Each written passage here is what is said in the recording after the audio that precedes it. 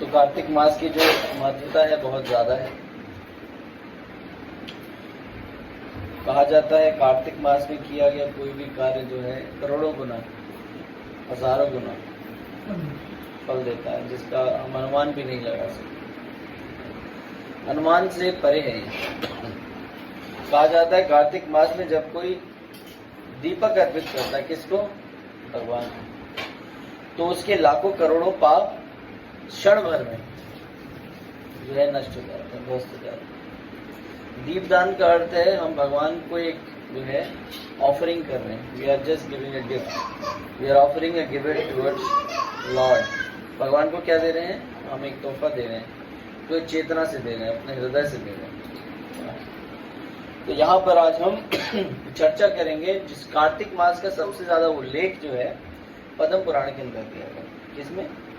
पद्म पुराण में। पद्म पुराण में भी जो उत्तर भाग है, उत्तरखंड है, उसमें 211 नंबर श्लोक में इसकी पूरी व्याख्या की गई।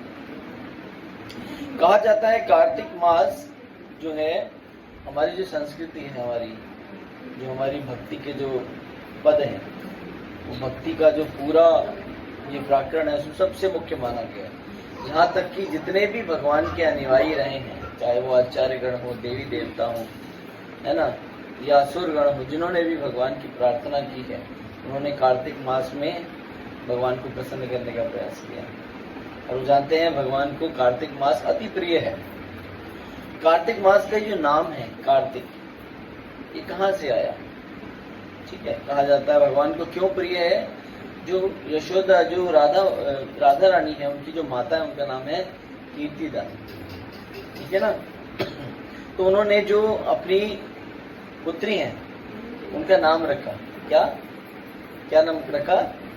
कार्तिका। तो जो कार्तिका नाम श्रीमती राधा रानी का, इसी नाम से इस मुख्य मंत्र को जाना जाता है। तो श्रीमती राधा रानी का ये महीना आता है जिसमें श्रीमती राधा रानी की कृपा से भगवान श्री कृष्ण को हम प्राप्त करते हैं। ठीक है, तो ये जो मंत्र आता है कार्तिक, ये श्रीमती राधा रानी को कहा जाता है कार्तिका। और इसे जो क्या कहते हैं? ऊर्ज माह भी कहा जाता है, ऊर्जा से भरपूर। ठीक है, एक श्रीमती राधा का नाम एक और है ऊर्जेश्वरी। क्या नाम है? ऊर्जेश्वरी। माता जी आप इधर आ जाइए, आपके लिए मुझे उधर देखना पड़ता है इसलिए सामने। ऊर्जेश्वरी श्रीमती राधा रानी का एक नाम है। तो इस नाम से भी ऊर्ज व्रत, ऊर्ज माह के नाम से भी इसे जाना जाता है। कहा जाता है कार्तिक मास जो है ये मासों में सबसे पवित्र है और सबसे मुख्य है। इसे दामोदर मास के नाम से भी जाना जाता है, क्योंकि भगवान का एक नाम दामोदर भी है। भगवान की अनगिनत लीलाएं हैं, जिनमें से एक लीला जो दामोदर महीने में, जिस महीने में बीती, उस महीने को उसी नाम से जाना गया, दामोदर के नाम से जाना गया, क्योंकि भगवान ने उस महीने में दामोदर लीला की। दाम माने रस्सी, उदर माने पेट। जब पवित्र नाथ भगवान के श्री कृष्ण के अर्पित करने के लिए, पूजन के लिए सर्वप्रथम सर्व मुख्य माना गया है। इस महीने के अतिरिक्त जो भी महीनों में आप पूजा अर्चना करते हो, कुछ भी करते हो, नाम जप करते हो, धामवास करते हो, साधु संग, भजन क्रिया, जो कुछ भी करते हो वो बहुत अच्छा है, मगर इस महीने में करते हो तो सर्वप्रथम इससे अच्छा परिणाम ना कोई मंत्र दे सकता है। जिस प्रकार से अग्नि में क्या होता है, हमेशा अग्नि में जला देने वाले पूरे गुण होते हैं। कोई उस पर शंका नहीं करता कि अग्नि में जाके कोई चीज ना जले, अग्नि की चपेट में तो आ ही जाता है, और अग्नि के समीप भी जाता है तो अग्नि की ऊष्मा उसको मिलती है। समझ रहे? तो उस अग्नि का प्रयोग कोई भी कैसे भी कर ले, उस अग्नि का प्रणाम वो अग्नि उसे देती है। उसी प्रकार से इस मंत्र को एक अग्नि के समान माना गया है, जिसकी ऊष्मा चाहे भक्त हो चाहे अभक्त हो, किसी न किसी प्रकार उसे मिल ही जाएगी। इतना महत्वपूर्ण है, क्योंकि अग्नि का स्वभाव क्या है? अग्नि का स्वभाव है ऊष्मा देना, अग्नि का स्वभाव है जलाना, वैसा ही एक स्वभाव इस कार्तिक महीने का है कि ये कार्तिक का महीना आपको भक्ति का फल देने वाला है। ये इस महीने का स्वभाव है, क्योंकि स्वभाव किसका है? श्रीमती राधा रानी का स्वभाव। श्रीमती राधा रानी के सानिध्य जो आ जाए वो भक्ति से दूर नहीं रह सकता। उसी प्रकार से क्योंकि इस मंत्र का मुख्य नाम ही कार्तिक माह है, कोई इसे वंचित नहीं रह सकता। भगवान श्री कृष्ण कहते हैं सभी वृक्षों में सर्वप्रथम जो वृक्ष है और सबसे मुख्य वृक्ष है, उसको भगवान ने तुलसी के रूप में संसार में दिया है। और तुलसी क्या है? भगवान की अर्धांगिनी भी। तो यहाँ पर इस महीने में, कार्तिक माह में, एक तो तुलसी भगवान को अति प्रिय है। तुलसी पूजन करना बहुत ही लाभ देने वाला है। इसी प्रकार से भगवान भी इस माह से बड़ा प्रेम करते हैं। और तीर्थ स्थानों में जो सर्वप्रथम तीर्थ स्थानों से राधा कुंड कहा जाता है। तो इस महीने राधा कुंड की बड़ी महिमा है, क्योंकि राधा कुंड का भी प्राकट्य कार्तिक मास में ही हुआ था। और श्रीमती राधा रानी और राधा कुंड में कोई अंतर नहीं है। माता जी आप भी करा रही। तो राधा कुंड और श्रीमती राधा रानी में भी कोई अंतर नहीं है, इसीलिए राधा कुंड की महिमा बहुत बढ़ जाती है।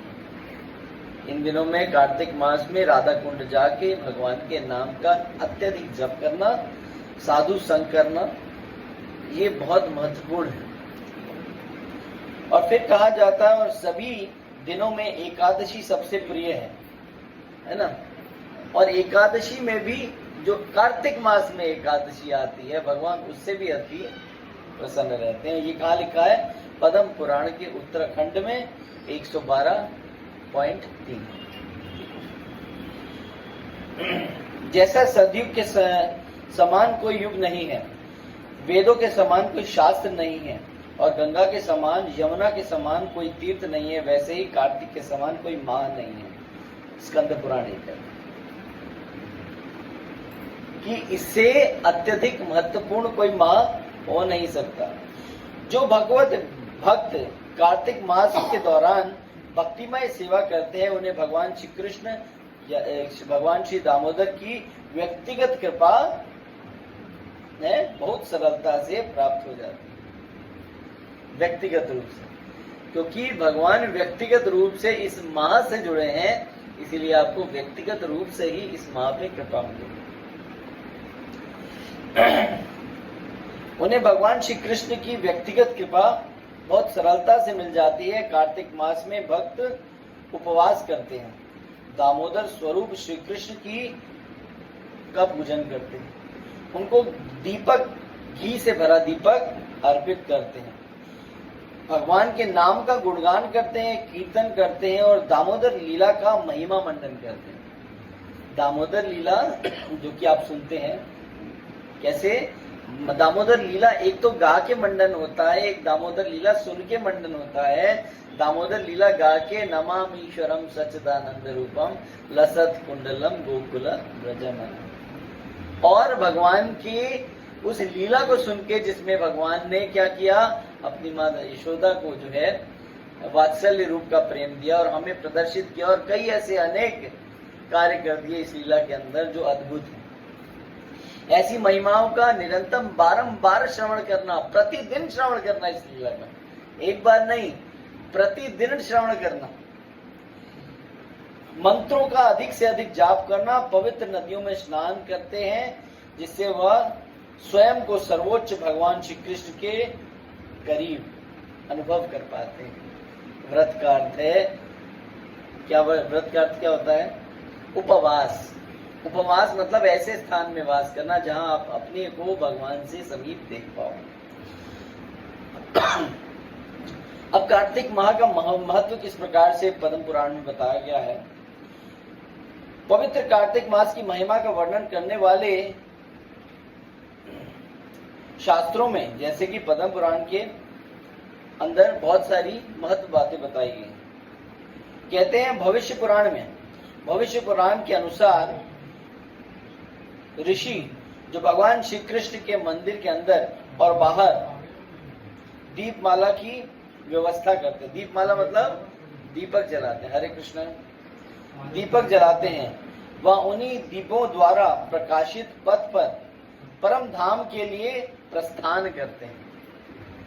कि जितने आप दीपक जलाते हो, उन्हीं दीपक के द्वारा, कहते हैं जहां वो रोशनी पड़ रही है, आपके धाम जाने के जो मार्ग हैं उनको उतने ज्यादा प्रकाशित कर देते हैं।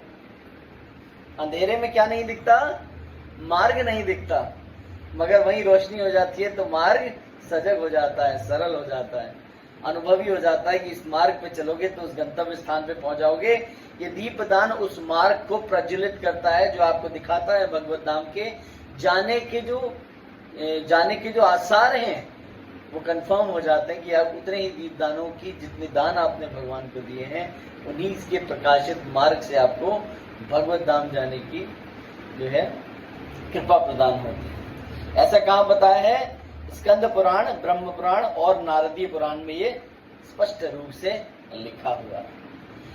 एक भक्त जो कार्तिक के दौरान और विशेष रूप से एकादशी के दिनों में एक सुंदर दीपदान या दीपमाला की व्यवस्था करता है, जब भगवान जागते हैं, अपने तेज से चारों दिशाओं को प्रकाशित करते हैं और स्थित होते हैं, एक चमकदार वाहन पर अपने शरीर की चमक से ब्रह्मांड को प्रज्वलित करते हैं, रोशनी देते हैं।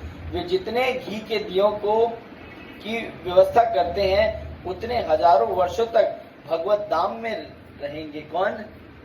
वो भक्त।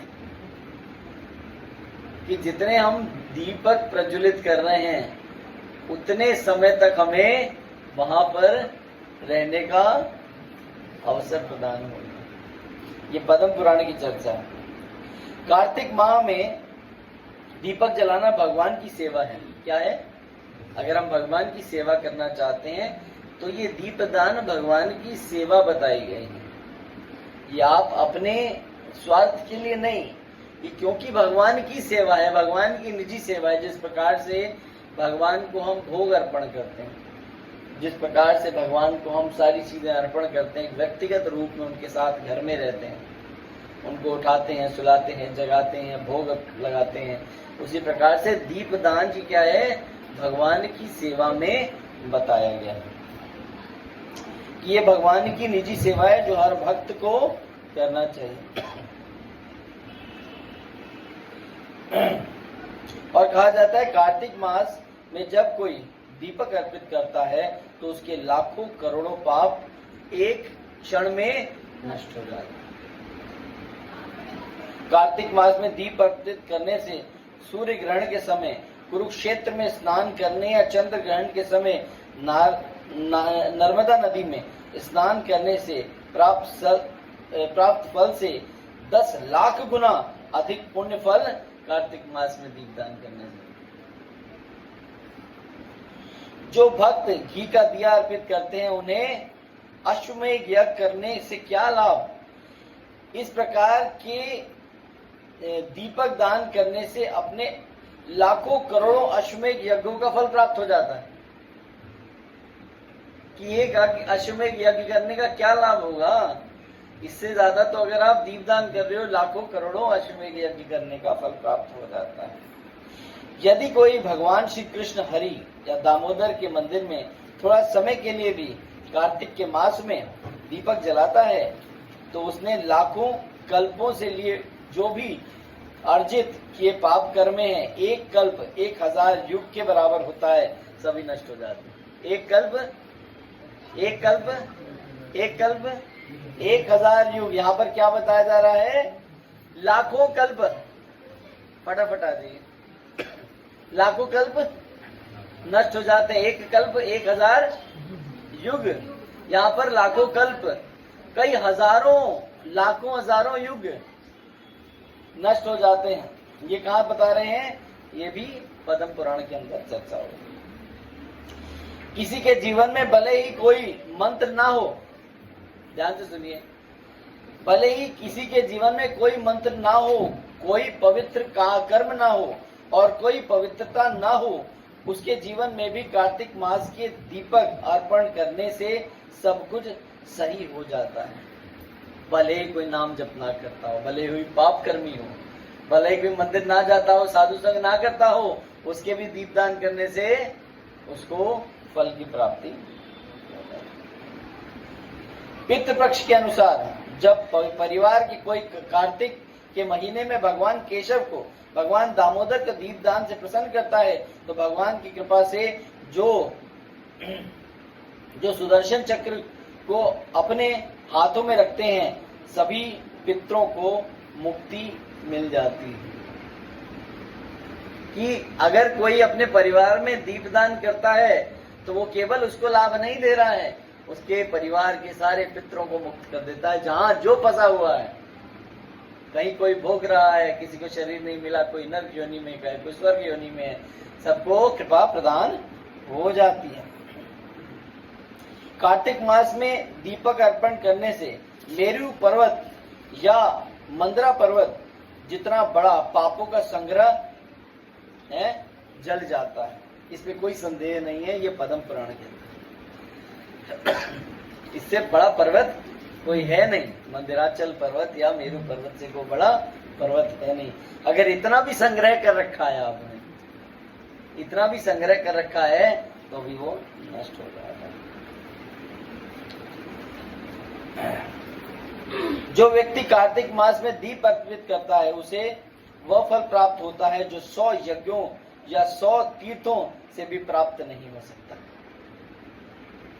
सभी पापों का आदि और सभी पवित्र कार्यों से विमुक्त व्यक्ति भी, सभी पापों का आदि, सभी अच्छे कार्यों, अच्छे कर्मों का करने वाले कार्यों से भी विमुक्त व्यक्ति, मतलब जो ना करने वाला हो, जो कार्तिक के दौरान किसी तरह दीप अर्पित करता है, वो शुद्ध हो जाता है और उसकी भक्ति आरंभ हो जाती है। ये स्कंद पुराण। तीनों लोकों में कहीं भी ऐसा कोई पाप नहीं है जो कार्तिक के दौरान भगवान दामोदर को दीप अर्पित करने से ना मिट जाए। ऐसा कोई संसार में इससे बड़ा कोई पाप है ही नहीं। सारे पाप कर्म कार्तिक माह से डरते हैं। जो भक्त कार्तिक के दौरान भगवान श्री कृष्ण को दीपक अर्पित करता है, वह शाश्वत आध्यात्मिक संसार को प्राप्त करता है, जहां कोई दुख नहीं। वो गोलोक धाम की प्राप्ति करता है। जिस प्रकार अग्नि सभी लकड़ियों में विद्यमान होती है, उसी प्रकार घर्षण द्वारा निकाली जाती है। उसी प्रकार से कार्तिक मास के दौरान दीपक की भेंट भी पवित्रता सदैव स्थित रहती है। इसमें कोई संदेह नहीं। इस प्रकार से अग्नि, लकड़ी में अग्नि होती है, दो लकड़ियों के घर्षण से अग्नि उत्पन्न हो जाती है। दावाग्नि जलती है ना, वहाँ कहाँ पर, जंगल में अपने आप अग्नि प्रकट हो जाती है। तो यहाँ पर क्या है, कार्तिक मास में दीपदान करने में वो घर्षण है, वो भक्ति छुपी हुई है। थोड़ा सा भी कार्य करोगे, उसके घर्षण से क्या होगा, भक्ति उत्पन्न हो जाएगी और आपके सारे पाप कर्म नष्ट हो जाएंगे आपकी तरफ से। गर्दन घुमानी पड़ेगी। जब कोई कार्तिक मास में पूर्णिमा के दिन उन्हें एक दीपदान देता है, किन्हें, भगवान को, तो भगवान श्री कृष्ण यह पाते हुए कि उनके पास उस उपहार को चुकाने के लिए पर्याप्त धन नहीं है, वह स्वयं को दीपदान के बदले में अर्पित कर देते। कौन? भगवान श्री कृष्ण। उनके पास दीपदान के लिए हम जो भगवान को तोहफा दिया है, जो अर्पित किया है, उसको चुकाने के लिए भगवान के पास सीमित धन नहीं है, क्योंकि उससे बड़ा गिफ्ट भगवान के लिए कोई हो नहीं सकता। इसीलिए वो कुछ दे नहीं पाते, तो स्वयं को उस भक्त को अर्पित कर देते। इसीलिए भक्ति को उजागर करना हो तो कार्तिक मास का पालन भी, वो स्वयं को भक्त को दे देते हैं।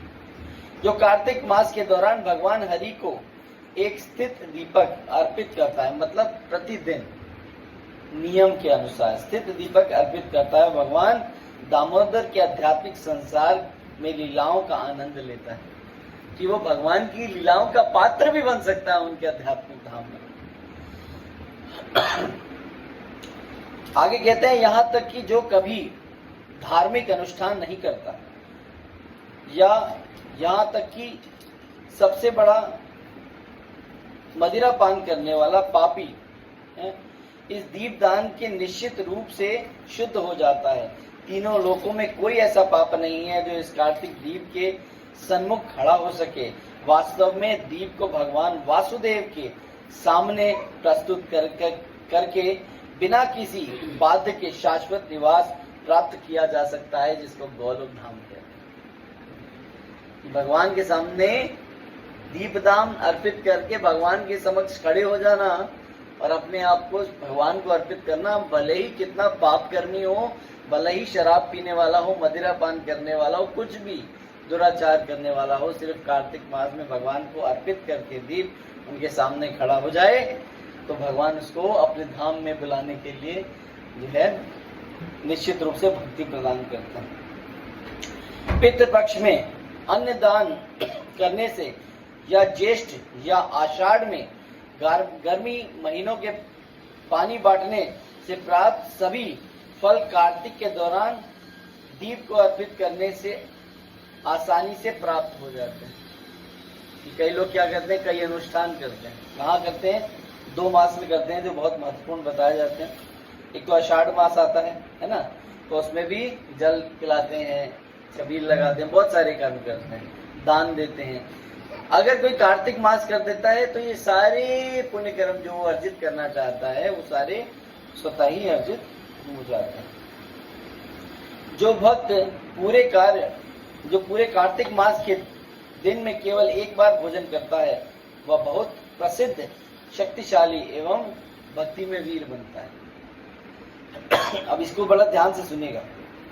जो भक्त पूरे कार्तिक मास में दिन में केवल एक बार भोजन करता है वह बहुत प्रसिद्ध हो जाता है। क्यों? भक्ति में प्रसिद्धि प्राप्त होती है। इसको मत सुनिएगा, भौतिक जगत की बात नहीं हो रही, आध्यात्मिक जगत की बात होती है। प्रसिद्ध किसके सामने होते? या तो जगत के सामने प्रसिद्ध होना या भगवान के समक्ष प्रसिद्ध होना। जो भगवान के सामने प्रसिद्ध होता है वो जल्दी भगवत धाम पहुंच जाता है, और जो भौतिक जगत में प्रसिद्ध होता है जल्दी नरक पहुंच जाता है। अगर प्रसिद्धि चाहिए और नरक की यात्रा सुगम करनी है तो भौतिक जगत में प्रसिद्ध हो जाइए, परंतु अगर ये नहीं करना है तो भगवान के समक्ष प्रसिद्ध हो जाइए, ताकि वो आध्यात्मिक जगत में जल्द से जल्द आपको ले जाए। जैसे भौतिक जगत में प्रसिद्धि नरक द्वार में ले जाने के लिए निश्चित रूप से सहायक होती है, उसी प्रकार से भगवान के समक्ष प्रसिद्धि आपको गोलोक धाम, गोलोक निवासी ले जाने के लिए संभव रूप से निश्चित। वो आध्यात्मिकता के रूप में शक्तिशाली हो जाता है, उसके अंदर ऐसी शक्तियां विद्यमान हो जाती हैं जो भक्ति में उसे आगे ले जाती हैं, इस भौतिक जगत में लड़ने की शक्ति प्रदान करती हैं। और वो क्या बन जाता है? वो वीर बन जाता है। कैसा बन जाता है? भक्ति में वीर बन जाता है। वीरता 2 प्रकार की होती है, एक इस शरीर की वीरता, एक आपकी आत्मा की वीरता। कौन सी वीरता अच्छी? आत्मा की वीरता। वो आत्मिक रूप पे, आध्यात्मिक रूप पे, मानसिक रूप में, कॉन्शियसनेस में वीर बन जाता है। उसको भौतिक के कलमश सताते नहीं है, वो आध्यात्मिकता में बहुत तेजी से उन्नति करता है। भगवान कहते हैं, हे नारद, मैंने व्यक्तिगत रूप से देखा है कि जो व्यक्ति कार्तिक मास में भगवत गीता का पठन करता है वो जन्म मरण के लोक में नहीं लौटता। ये कौन कह रहे हैं?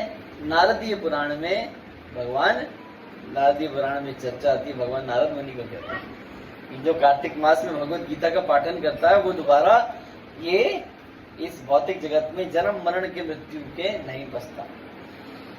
सभी उपहारों से कार्तिक माह में दीपक का उपहार सबसे अच्छा होता है, कोई उपहार इससे समान नहीं हो सकता।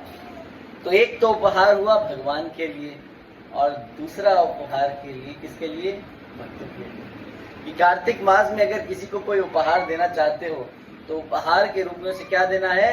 कि उनसे दीपदान अर्पित कराना है। अगर आपने उनको कोई गिफ्ट दिया भी दे दिया तो अर्पित किसे करेंगे? भगवान को करेंगे। तो इतने अच्छा उपहार हो नहीं सकता कि अगर आपको किसी को उपहार देना ही है तो उसे दीपदान अर्पित कराना, ये सर्वोत्तम उपहार कहलाता है। सभी पवित्र स्थानों में स्नान करने और सभी दान देने से जो पुण्य फल मिलता है वो कार्तिक के व्रत का पालन करने से प्राप्त फल के 10 लाखवें भाग के बराबर होता है। किसी अगर आप धाम में वास करते हैं या यमुना स्नान, गंगा स्नान, सरस्वती स्नान करते हैं तो ये बढ़ जाता है। अब यहाँ पर है कार्तिक मास का पालन कैसे करें। अभी तो ये व्याख्या थी कि कार्तिक मास के बारे में जो महात्म्य है पुराणों में दिया गया है, जो नारदीय पुराण, पद्म पुराण में दिया गया है। अब ये कार्तिक मास का पालन किस प्रकार से किया गया इसकी चर्चा करें। कार्तिक मास में प्रतिदिन ब्रह्म मुहूर्त में उठकर स्नान करना चाहिए। ब्रह्मखंड के अनुसार श्री हरि भगवान श्री कृष्ण के आदि प्रिय कार्तिक मास जो कि व्यक्ति प्रातः काल स्नान करता है उसे स्वतः तीर्थों में स्नान करने का पुण्य प्राप्त हो जाता है। तो यहाँ पर समझ लीजिए 3:30 से 6:30 ब्रह्म मुहूर्त जो है ये बीच में स्नान कहा जाता है। 3 प्रकार के स्नान है। पहला जो सूर्य उदय से पहले का स्नान होता है उसको देव स्नान कहते हैं। सूर्य उगने से पहले जो स्नान है उसको देव स्नान कहते हैं। ठीक है।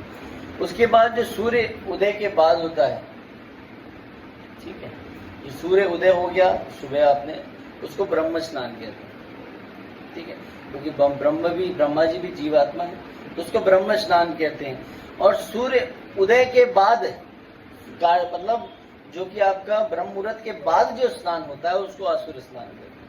3 प्रकार के स्नान हो गए।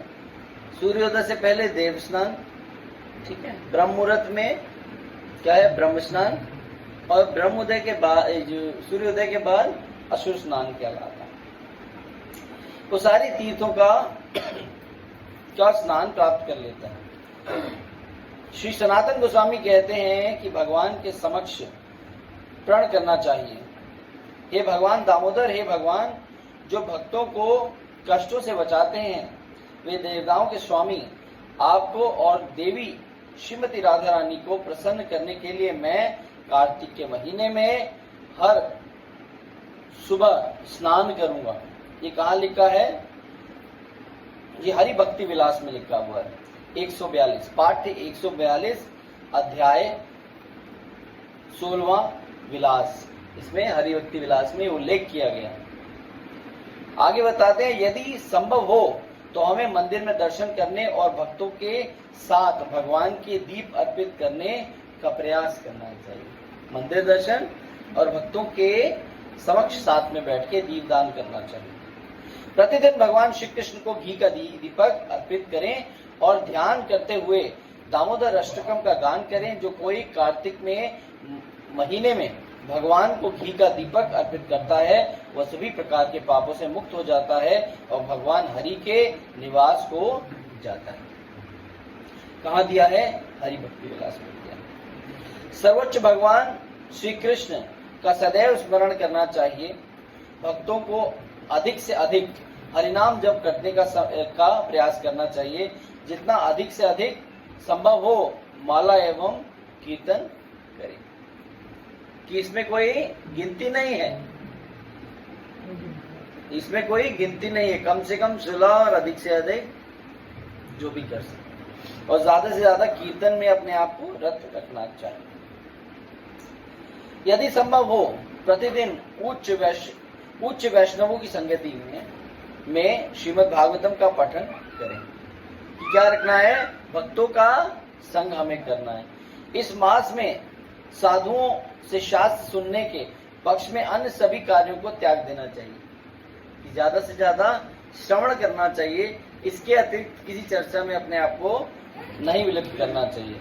श्रीमद् भागवतम में सर्ग में गजेंद्र मोक्ष लीला स्वतः पाठ करना चाहिए और पढ़ना सबसे अधिक फायदेमंद है, शुभ कार्य है, जो सर्वोच्च श्रीमद् भगवान के पूर्ण समर्पण निर्भरता की शिक्षा देता है। क्या? गजेंद्र मोक्ष को डेली पढ़ना चाहिए। समझ? जैसे ना मंगलवार को लोग हनुमान चालीसा पढ़ते हैं, हाँ, समझ गए। वैसे डेली गजेंद्र मोक्ष का पाठ करना चाहिए, जो हमारे समर्पण को दर्शाता है। इस कार्तिक के मास में गजेंद्र मोक्ष की लीला भी आती है। प्रतिदिन श्री चैतन्य महाप्रभु के शिष्टाष्टकम का पाठ करें और इसके अर्थ पर ध्यान रखें कि पाठ तो करना ही है, मगर उनके अर्थों को भी रोज पढ़ना है। भक्ति विनोद ठाकुर द्वारा शिष्टाष्टकम पर भाष्य पढ़ें। भक्ति विनोद ठाकुर ने दामोदर अष्टकम में जो भाष्य लिखा है इसके ऊपर, उसके ऊपर भी ध्यान देना चाहिए। उसमें दामोदर अष्टकम की महिमा के बारे में गुणगान किया गया। प्रतिदिन श्रील रूप गोस्वामी के उपदेशामृत का पाठ करें। उपदेशामृत आप सभी लोग जानते हैं, प्रभुपाद जी की दी हुई सुंदर पुस्तक कि प्रतिदिन श्रील रूप गोस्वामी जी के उपदेशामृत का पाठन करें। प्रतिदिन तुलसी देवी को दीप अर्पित करें और वृंदावन में शाश्वत निवास और राधा और कृष्ण के चरणों को कमलों की शाश्वत सेवा के लिए प्रार्थना करें। क्या करना है? प्रतिदिन तुलसी देवी को जो है दीप दान अर्पित करना है और वृंदावन के शाश्वत निवास और श्रीमती राधा रानी और भगवान कृष्ण के चरण कमलों के जो है शाश्वत सेवा के लिए प्रार्थना करनी है। तुलसी देवी की 3 परिक्रमा प्रतिदिन लगानी। क्या करना है? तुलसी मैया की 3 परिक्रमा प्रतिदिन लगानी। भगवान श्री कृष्ण को प्रसन्न करने के लिए अच्छा प्रसाद भगवान को भोग अर्पित करना।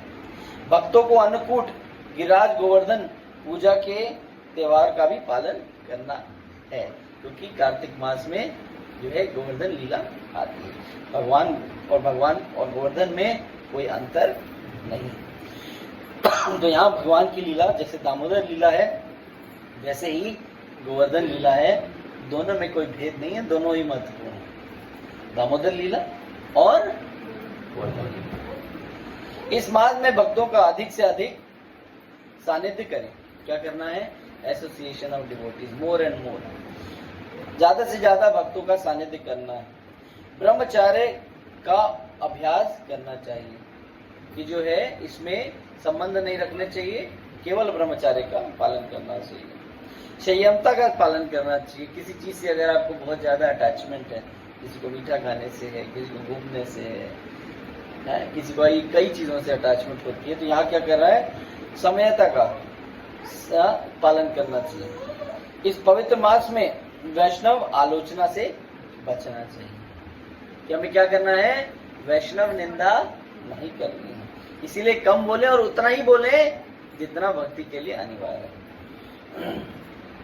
दूसरे के दोषों का दोष न खोजने एवं किसी से ईर्ष्या न करने। तो ये वो लक्षण हैं जो आपको अगर लाखों हजारों गुना कार्तिक में लाभ दे रहे हैं, तो आपको उतना ही नुकसान भी हो सकता है। इसीलिए इसकी चर्चा की जा रही है। इस मास के दौरान हमें 4 नियम सिद्धांतों का पालन करने का पूरा प्रयास करना चाहिए। मांस ना खाना, जुआ ना खेलना, नशा ना करना एवं अवैध संबंध से बचना चाहिए। ये उन भक्तों के लिए है जिन्होंने शुरुआती रूप में भक्ति को प्रारंभ किया है।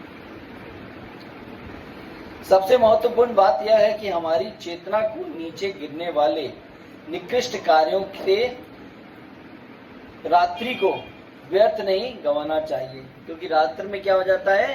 तमोगुण प्रधान हो जाता है। लोग रात को मूवीज देखते हैं, रात को संबंध होता है, और रात को लोग घूमने निकल जाते हैं। रात को कई बार सोते नहीं है, सुबह ब्रह्म मुहूर्त में जल्दी नहीं उठते। तो जो तमोगुण का समय है उसे बचना है।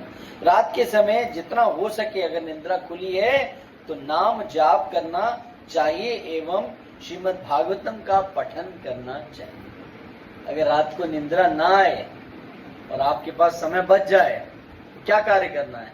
या तो नाम जाप या श्रीमद् भागवतम का पठन करना। कार्तिक मास में क्या खाना है, क्या है ना, और क्या ना खाएं। कार्तिक में क्या खाना चाहिए, क्या नहीं खाना चाहिए, कौन सी ऐसी चीजें हैं जो हमें अभ्यास करनी चाहिए खाने की। भगवान श्री कृष्ण को अर्पित किया गया प्रसादम ग्रहण करना चाहिए, इसके अतिरिक्त कुछ नहीं करना चाहिए। देखो फुल स्टॉप लगा। ये भी फुल स्टॉप कैसे है? भगवान को जितने टाइम जो कुछ अर्पित करते हो उतने टाइम ही वो कुछ खाना है। जैसे भगवान को मॉर्निंग में आपने ब्रेकफास्ट प्रसादम दिया, अब आप वही ब्रेकफास्ट प्रसादम खाओगे। अगर भगवान को लंच प्रसाद दिया तो वही लंच प्रसाद खाओगे। अगर रात्रि को आपने डिनर प्रसाद दिया तो वही डिनर प्रसाद आप खाओगे। इसके अतिरिक्त बीच में मंचिंग नहीं करोगे। मंचिंग होगी तो भगवान की पंचिंग भी हो जाएगी, ठीक है ना। तो हमें क्या है? भगवान को प्रसन्न करना है, भगवान को अर्पित किया हुआ प्रसाद ही ग्रहण करना है।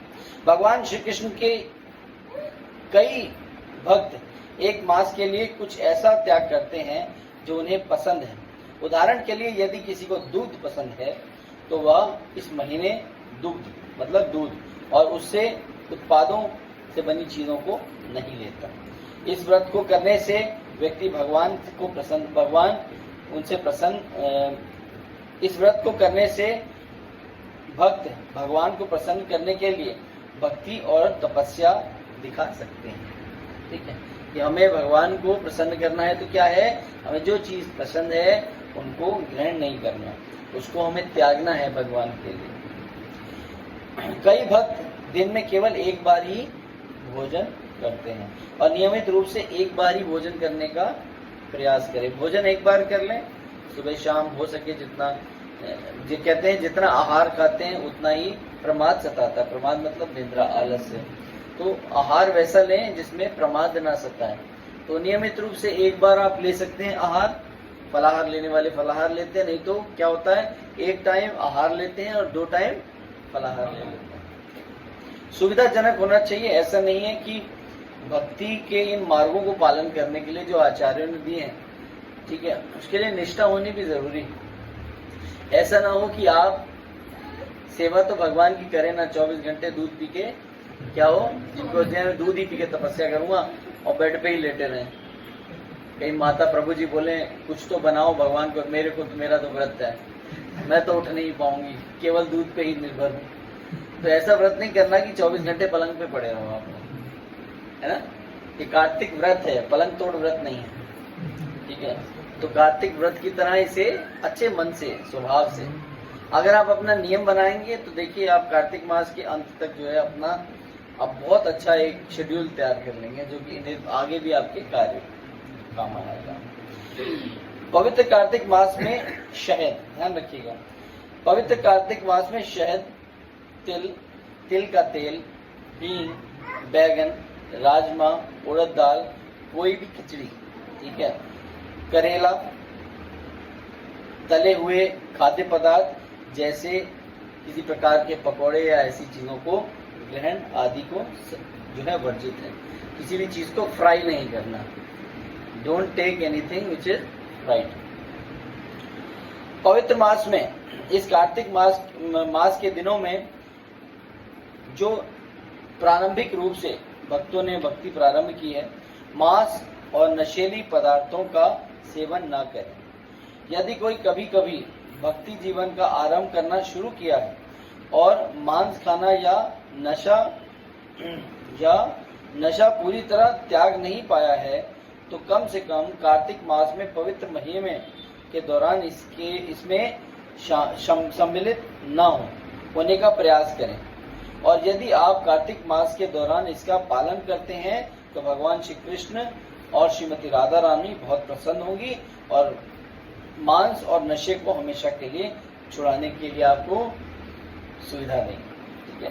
तो जो लोग नया नया भक्ति में आया है और भगवान के प्रति श्रद्धा रखता है और अगर पूर्ण रूप से उसने ये सब नहीं त्यागा है, तो अगर वो कार्तिक मास में इसका त्याग करता है तो भगवान उसकी सहायता करेंगे उसको त्यागने के लिए।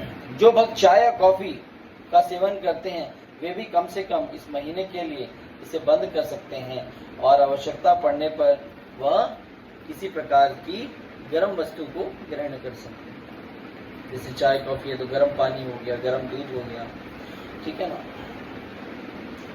चाय कॉफी या मांस, मदिरा या कोई अन्य नशीला पदार्थ हमारे शरीर के लिए आवश्यक नहीं है, परंतु दुर्भाग्यवश हम में से कई लोग उनमें से सार्वजनिक दबाव के कारण या अज्ञानता के कारण इसका सेवन करना शुरू कर दिया है और अब जो छुड़ाना मुश्किल है, परंतु यदि कम से कम कार्तिक के महीने में किसी भी ऐसे गतिविधि नहीं करने का संकल्प करते हैं तो शास्त्रों के द्वारा निर्देशित है, तो भगवान श्री कृष्ण हमारे और उनके बीच आने वाले सभी चीजों के अवरोध को तुरंत ही नष्ट कर देते हैं।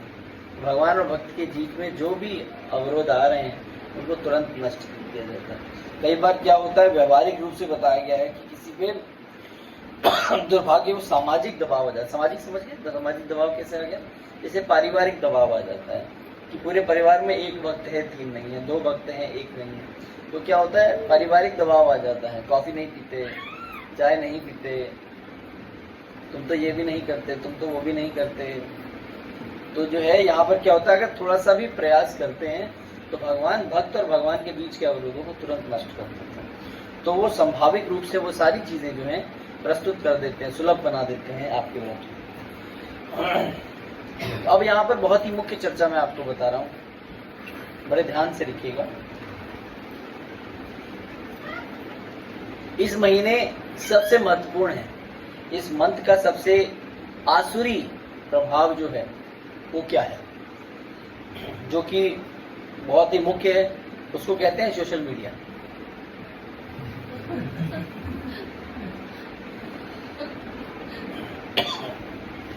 आज समाज में बहुत से लोग फेसबुक, ट्विटर, इंस्टाग्राम जैसे जो है प्लेटफॉर्म्स के आदी बन चुके हैं। वो संदेशों का बारंबार जांच करते हैं, वो संदेशों का बारंबार जांच करते हैं, ठीक है।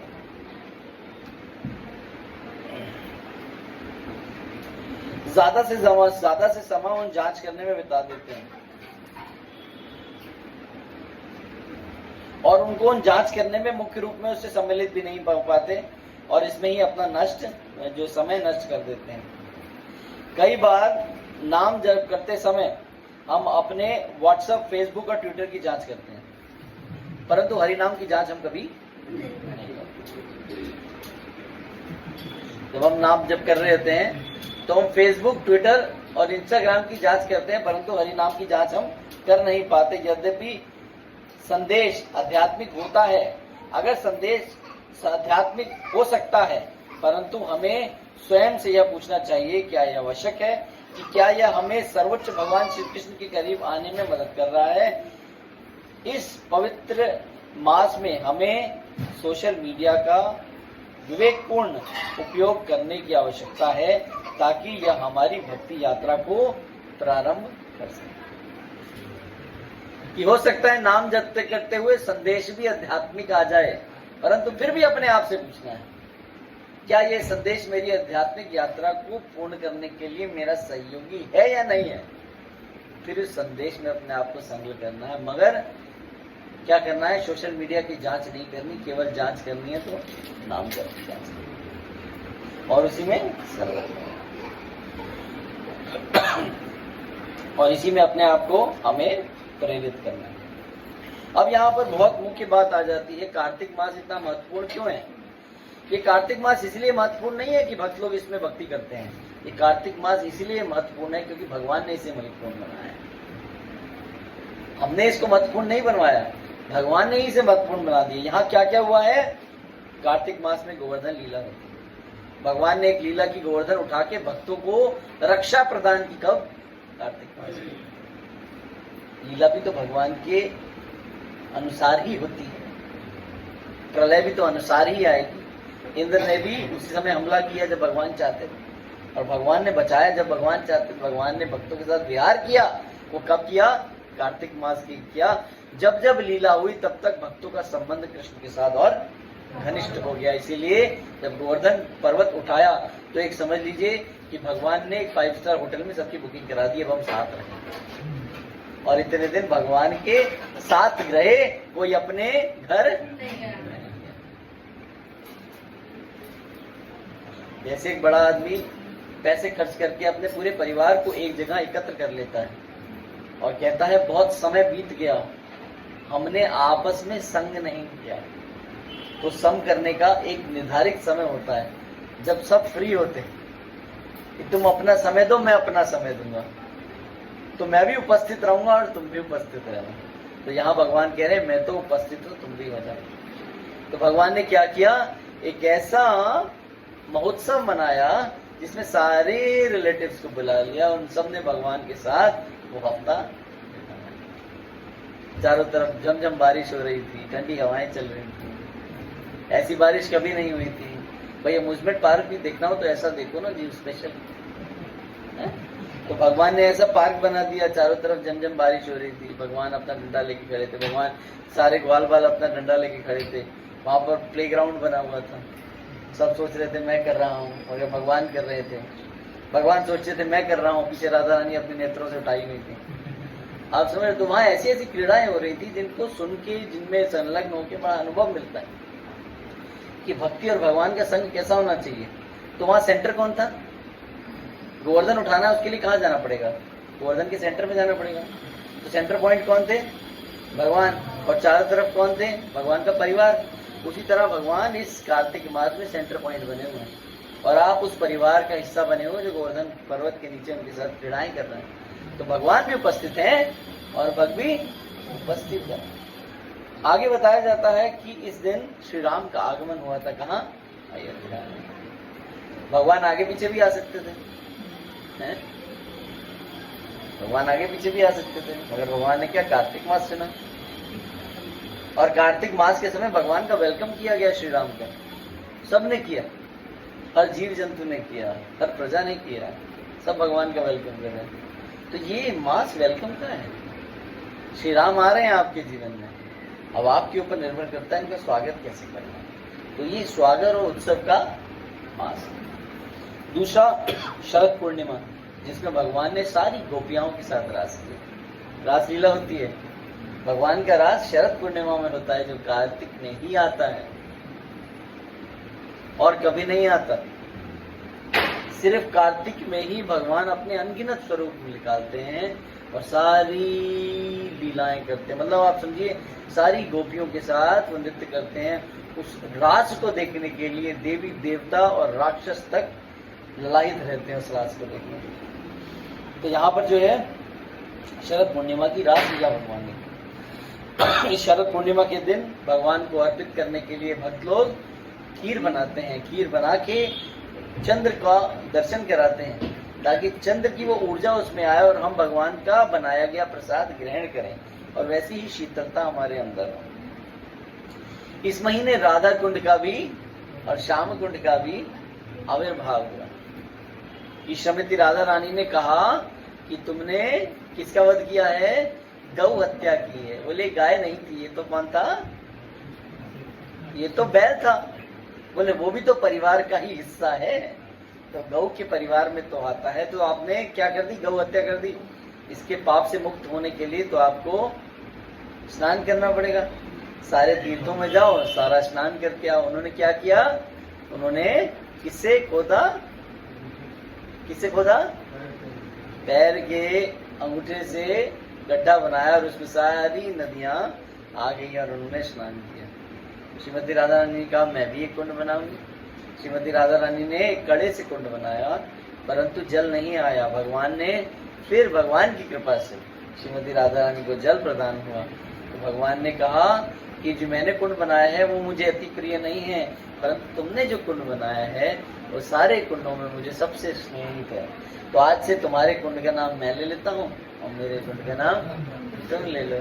तो इसी तरीके से राधा कुंड जो है भगवान का स्नेहित कुंड है। कई बहुत पुराने आचार्य कहते हैं जो राधा कुंड है वो कृष्ण ने बनाया था, और जो कृष्ण कुंड है वो श्रीमती राधा रानी ने बनाया था। इसीलिए राधा कुंड कृष्ण को प्रिय है, कृष्ण कुंड राधा रानी को प्रिय है। परंतु ये भेद है, मगर दोनों ही कुंड हमें प्रिय हैं। गोपाष्टमी, इस कार्तिक मास में गोपाष्टमी आती। गोपाष्टमी का मतलब है भगवान छोटे थे और छोटे बच्चों को केवल छोटी गाय चराने का ही अनुभव होता है। बड़ी गायों से उन्हें नुकसान हो सकता है, उनको चोट लग सकती है, गाय उन्हें दौड़ा सकती है। परंतु जैसे जैसे बच्चा बड़ा होता है उनको अनुमति मिलती है कि वो बड़ी गाय को चराने के लिए ले जाएं। जैसे बालक को पहले साइकिल मिलती है और जब बालक 18 साल का हो जाता है तो पिताजी से मोटरसाइकिल ले देते हैं। उसी प्रकार से भगवान के पास पहले बछड़ा था और भगवान थोड़े बड़े हुए, जब देख लिया नंद महाराज ने कि बछड़ों को बहुत अच्छी तरह चराते हैं, तो नंद महाराज ने उन्हें गैया चराने के लिए दी। उस दिन गोपाष्टमी मनाई गई। उस दिन गायों की पीठ पे हल्दी के छाप लगाए गए, गायों के सिर पे घुंघरू बांधे गए, गायों के गले में घंटी बांधी गई, गायों के पैरों में घुंघरू बांधे गए, और सारी गायों को सजाने के बाद कृष्ण के हाथ में उनकी डोर दी गई, जाओ और गैया चराओ। उस दिन गोपाष्टमी मनाई गई। उस दिन बहुत बड़ा उत्सव आज भी मनाया जाता है। तो इस प्रकार से दामोदर लीला भी इसी महीने आती है, जैसा कि आप लोग जानते हैं। और दामोदर लीला के साथ साथ जो है गजेंद्र मोक्ष की लीला भी इसी महीने आती है। कुबेर को जो धन मिला था, ठीक है, वो धन भी कुबेर को धन मंत्री बनाया था, वो भी कार्तिक मास में ही बनाया गया था।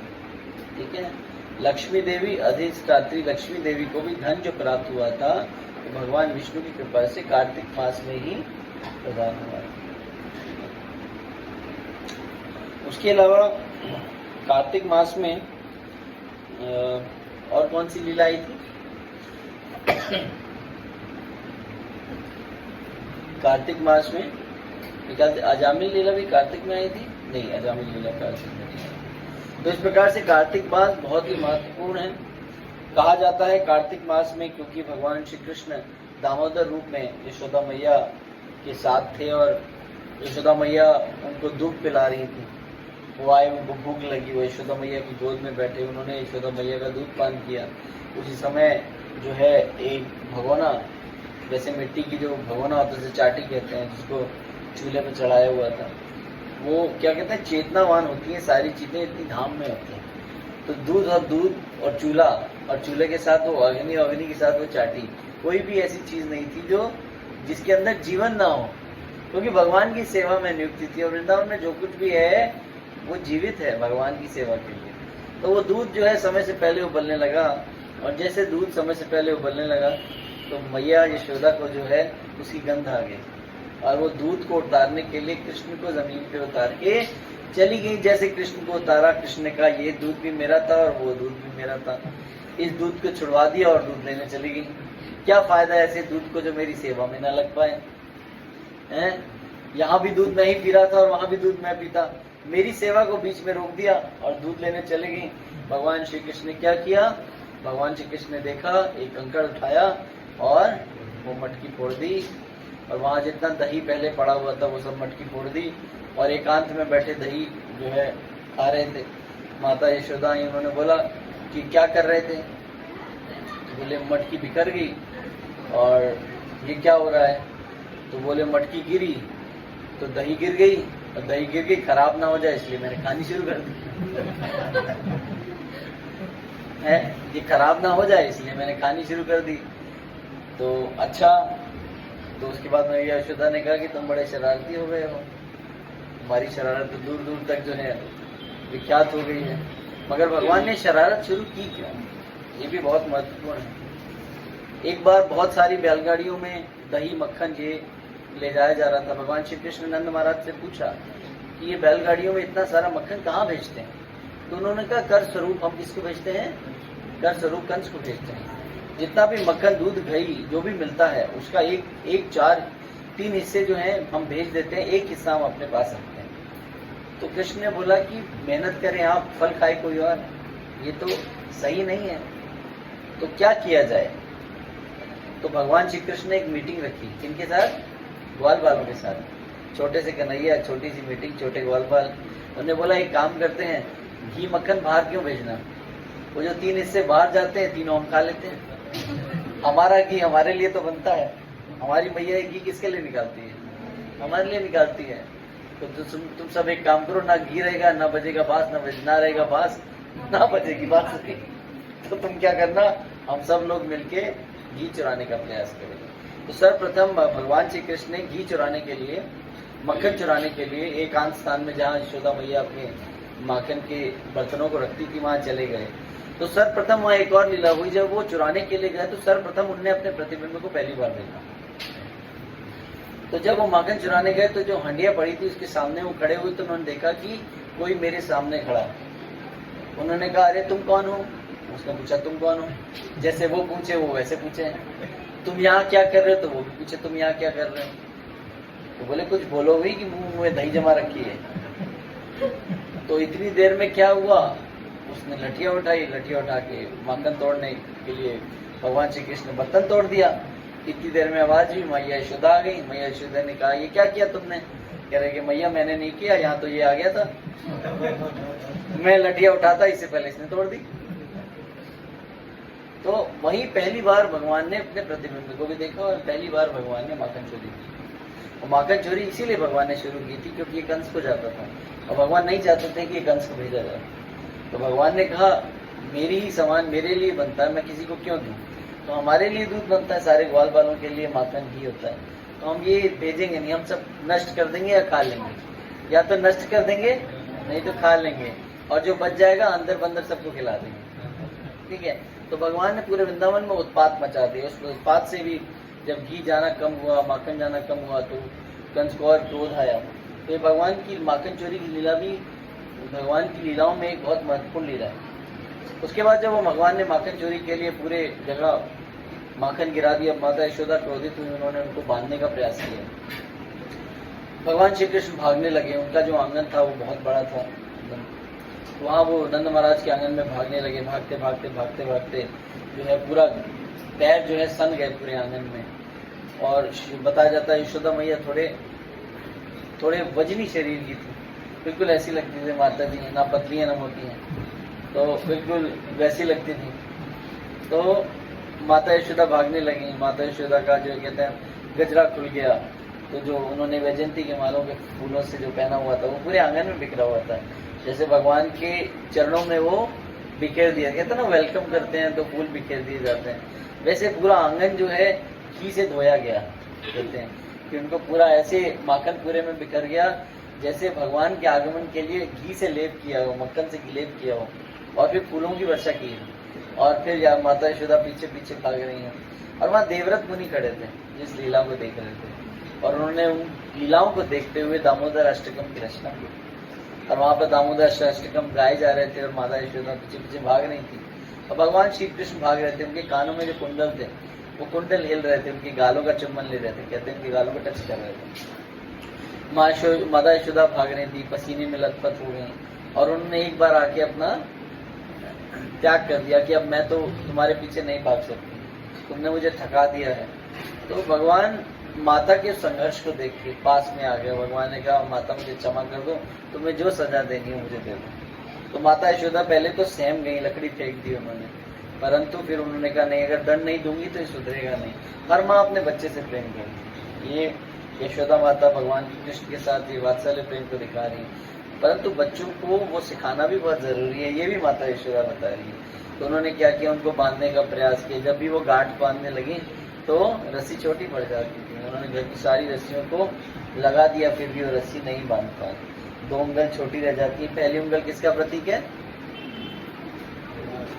प्रयास का, दूसरा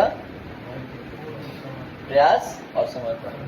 तो यहाँ प्रयास और समर्पण का खेल है कि वो 2 उंगल इसलिए छोटी पड़ जाती है, वो प्रदर्शित करती है, एक है प्रयास, दूसरा है समर्पण। एक माता भगवान को बांधने का प्रयास कर रही है, और फिर बाद में माता का समर्पण देख के भगवान ने उस गांठ को बांधने का अनुमति दे दी। तो यहाँ उन्होंने बांध दिया, और बांध के मैया वहां से चली गई। एकांत में कृष्ण ने देखा कि ओखल के साथ उन्हें बांधा गया था। वो ओखल आज भी है वृंदावन में, जिसके दर्शन करने हम जाएंगे कार्तिक मास में।